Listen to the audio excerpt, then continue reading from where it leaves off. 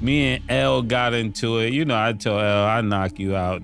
He started using a few of my lyrics, like different compounds that I was using. That's when you make two words rap at the same time. Me and L start talking. The conversation goes super left. I know it did go super left. You talking about knocking the man out. You know, next thing I know, I'm in a tunnel. It was like a week later we found out that it was BigL. BigL said he had to have you. Now, can you imagine, you know, a person like BigL, a lyricist, you rapping, you in the studio, you on your way to making millions, and then you just leave the studio to go jack somebody. That's a crazy life, man. And I heard BigL, he was on that type of time. You know, he was one of them ones that really was putting in work and rapping at the same time. That boy, that was crazy. Let's take a listen. I know niggas get mad when you tell these stories, but it's the truth. I'm not lying. Gotta take a lie detector test. I gotta go back to the first time. When Mace speaks on Harlem history, the whole game listens. And this time, he dropped a bombshell nobody saw coming.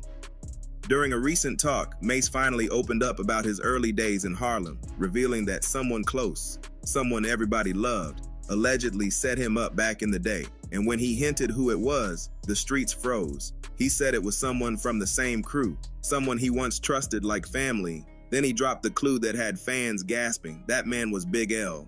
He said a man was like family. Now see, we already should know by now. Man, you can't trust nobody, bruh. Cause the same one that say they love you, call you family, call you they sister, call you they brother, you see what they'll do. They'll set your ass up. Soon as you make them mad, you just need to give them a reason. And it can be a small reason.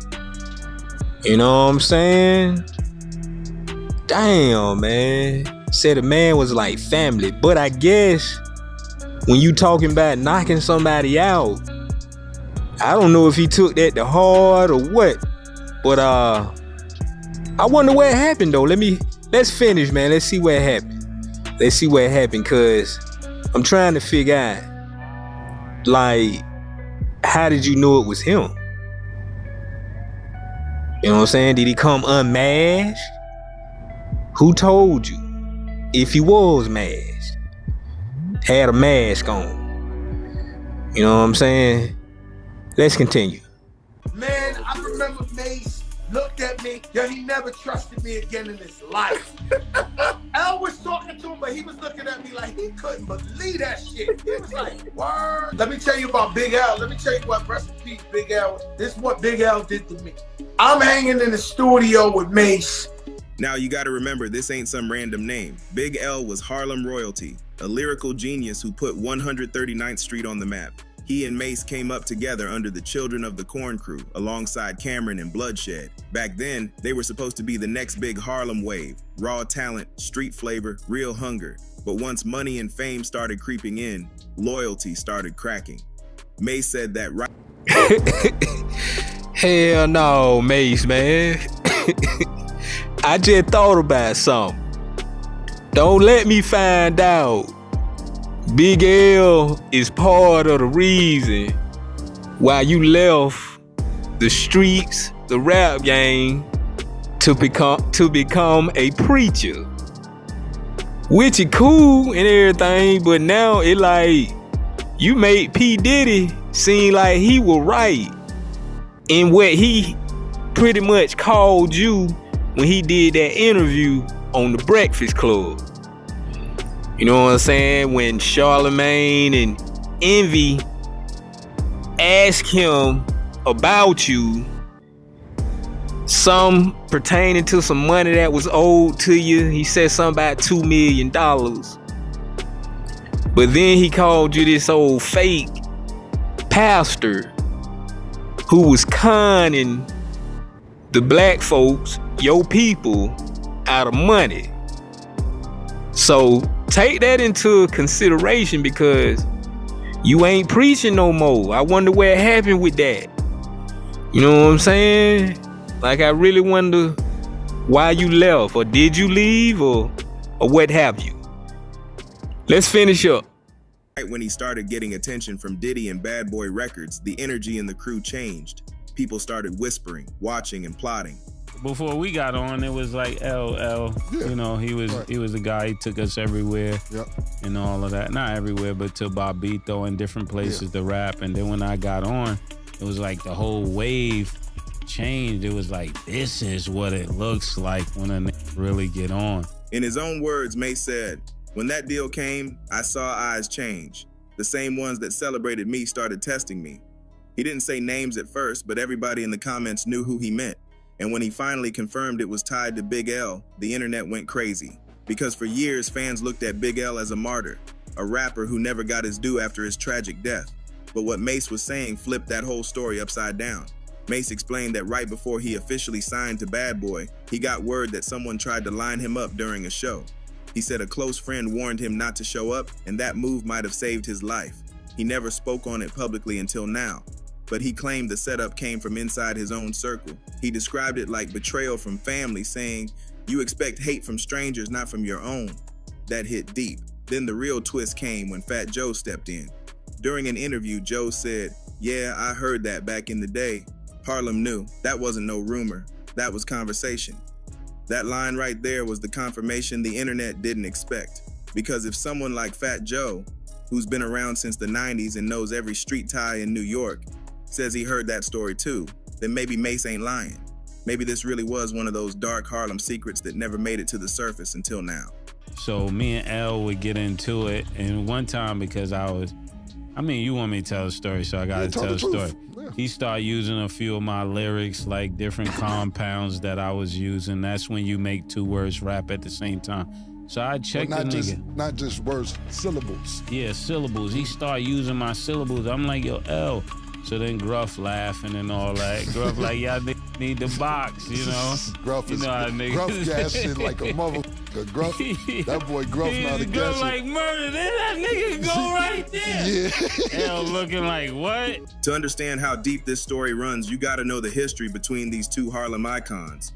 Back in the mid-90s, Mace, Beatha, and BigL were the faces of Harlem's next generation. While Jay-Z and Nas were battling for Queens and Brooklyn, Harlem was quietly building its own wave. And at the center of that wave was Children of the Corn. BigL was the lyricist, Cam was the hustler, Bloodshed was the heart, and Mace was the smooth talker. Together, they had Harlem buzzing. But when Puff Daddy came knocking, things changed fast. Puff saw star potential in Mace, the clean delivery, the swagger, the crossover voice. He signed him to Bad Boy and turned him into Mace Murda turned Mace, the shiny suit superstar. Overnight, Mace went from the block to Madison Square Garden. And that success didn't sit right with everybody back home. Rumor was, BigL felt slighted, like Mace left the crew behind once the label money came. Street dudes started choosing sides. Some said Mace switched up. Others said BigL got salty watching him blow up. Either way, tension started building. Harlem's a small city. Everybody hears everything. And jealousy moves quiet before it gets loud. So then me and L start talking. The conversation goes super left, you know. And then next thing I know, I'm in a tunnel, and then nigga Fat Joe comes up. So hold on for people. Not a tunnel. That's a nightclub. Yeah, the nightclub, the tunnel. Right. So Joe come up to me. I'm looking like, and then Joe see me, and Joe's like, and I ain't doing nothing to that. That's Mace. You know what I'm saying? That's something y'all got going on. Right. So that's first, but hold on. That was the first time. But hold on, just so the audience stays on top. Yeah. BigL and Fat Joe was kind of in a clique together, Lord Finesse and Buck Wild digging in the crate. So it may have been something alluding to that, just for the audience that doesn't know why Fat Joe would randomly come in. So then he's running with Fat Joe. You know, he called him Nick. First he tried to talk to Party and them, but I knew Party in him. I knew Party Artie. That was my nigga. Yeah, Party Artie. I think Party died, right? Yeah, he died. Party was nice. Party was nice. And Wally World and all those. Man. He didn't know I knew them from basketball, so it wasn't gonna go no further than that. Mace said he started noticing things. People not answering calls, whispers about Bad Boy money changing him, and then, out of nowhere, someone warned him that there was a setup brewing. He didn't go into full details about what the setup was, whether it was a robbery or worse. But the fact he tied it to someone as respected as Big L shocked everyone, especially since Big L lost his life just a few years later in a still unsolved shooting.